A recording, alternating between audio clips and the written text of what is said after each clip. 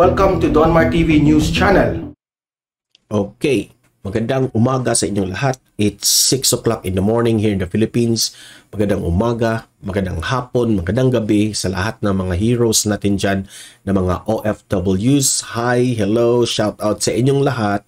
And also sa mga audience ko dito sa Pilipinas. Hi, hello, good morning, good morning, good morning. Shout out na rin sa inyo. Okay?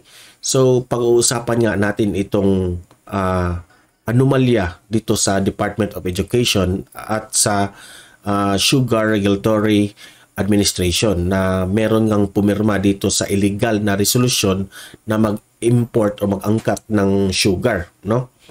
Itong si Yusek Sebastian, umamin siya na talagang may mali siya dito sa pagpirma niya without the authorization of the President.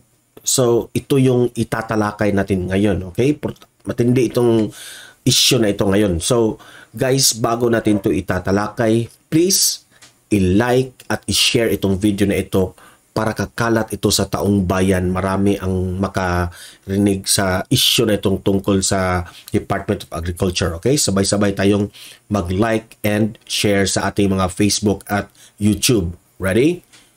Like and share. 1, 2, 3, go. Okay, tapos na mag-like and share. And also guys, itong Donmar TV na channel natin at page sa Facebook at sa YouTube, i-follow nyo at subscribe. Okay, sabay-sabay tayong mag-follow and subscribe. Ready? 1, 2, 3, go.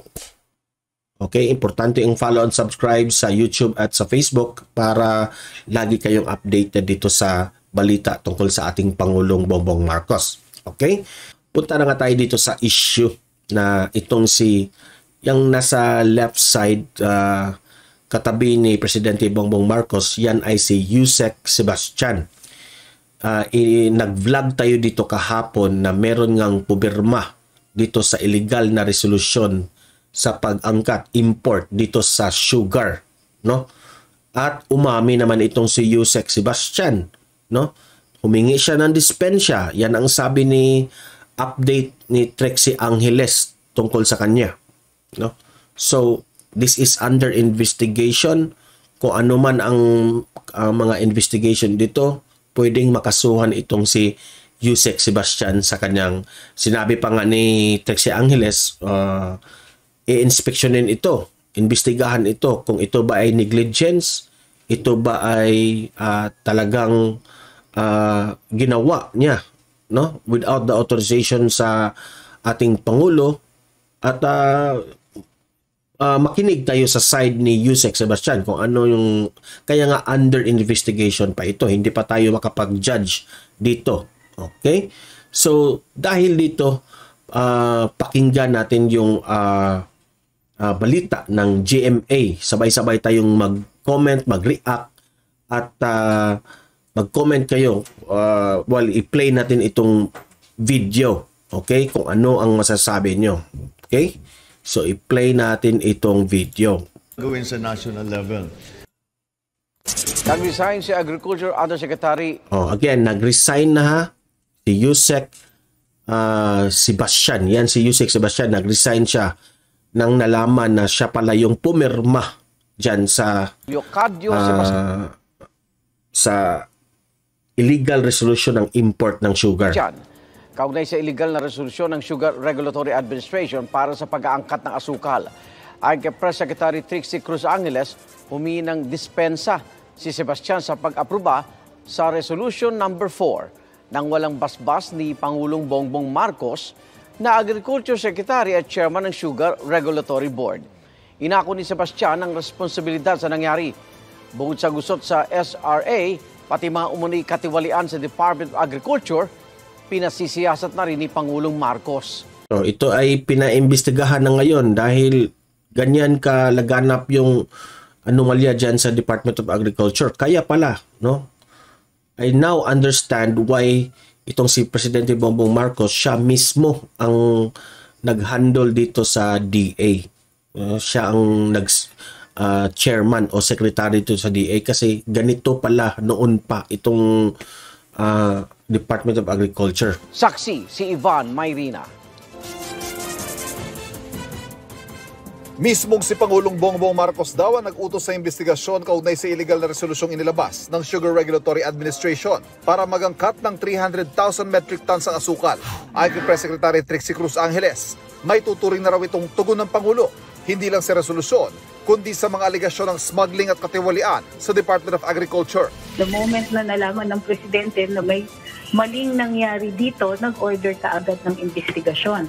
Sa akin naman, hindi sila nahiya na gumawa pa ng katiwalian. Hindi sila nahiya sa Pangulo. Ang Pangulo na nga yung secretary dyan, gumawa pa rin ng katiwalian. Sino-sino ang involved dito? Ano yung extent ng kanilang involvement? Was it attended? O nga, kasi hindi ako maniwala na si Yusek Sebastian lang ang involved dito. No? Kaya imbestigahan ito ng maigi kung talaga'y merong malis dito o talagang negligence lang. Okay? Peligro ito eh. Pwede silang makasuhan dito eh. With malice? Or was it negligence? Was it simply just bad judgment? The investigation will probably cover... Kaya nga, sabi niya, bad judgment raw. No? So, this issue is still on the process. No? Iniimbestigahan na to. Kaya nga hindi tayo makapag-judge kaagad. Okay? Let's listen also sa side ng Yusek Sebastian. Okay? So, pakinggan natin at let's weigh things kung hindi tayo mag-judge kaagad. Talagang i-weigh natin ang things bago tayo humusga. Okay? More extensive review than simply the resolution that was issued by the Sugar Regulatory Board. Sa kabila niyan, tuloy-tuloy lang daw ang trabaho ngayon sa Department of Agriculture ayon kay Undersecretary Christine Evangelista. Hindi rin daw nila nakikita magkukulang ang supply ng asukal ngayong buwan, taliwas sa unang pahayag ng SRA. Ang earlier data before that was presented by SRA was magkakaroon ng shortage. But now that it's the sugar planters that spoke up, then we know that there is sugar that is going to be produced domestically. Kahapon, nakapulong ng Pangulo ang League of Provinces of the Philippines kung saan binigyan din niya ang koordinasyon ng galaw ng local at national government sa mga proyekto, lalo na sa larangan ng food supply. We have to coordinate what we are trying to do. Makapag-agree tayo sa plano, a plan of development. And that plan of development, yan ang susundan natin. Yan ang gagawin sa provincial level. Yan ang gagawin sa national level para ma-maximize natin. Sa pulong naman niya sa Private Sector Advisory Council, tinalaki ni Pangulong Marcos ang problema ng kakulangan sa mga... So, ayan ha. Nag-meeting pa ito kahapon with a provincial level na kung nananawagan siya sa provincial level na talagang suportahan ang kanyang plano. Dapat lahat, especially sa food security, yan ang inuuna ni Presidente Bongbong Marcos, no? Kakulangan ng pagkain. So, nananawagan sa provincial security, provincial level na kung ano man ang ideas at ang plano ng national ay gawin rin ng provincial level. Okay? So, ayan na nga guys, itong issue na ito, pati si Imee Marcos ay nagalit na rin. Na sabi nga ni Imee Marcos, parang sinabi niya na huwag niyong lokohin ang aking yung kanyang kapatid. At sabi pa niya na wag niyong abusuhin ang kabaitan ng ating presidente.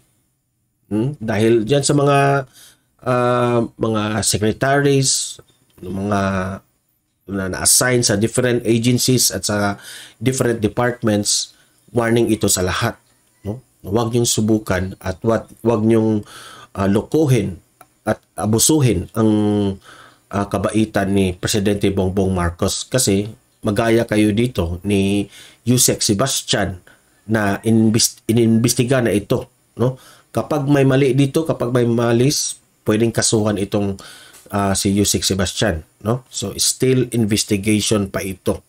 So ang ma-comment ko lang dito is sana tuloy-tuloy na itong mga issue sa mga different departments na hindi kayo gumawa ng mga anomalya dyan.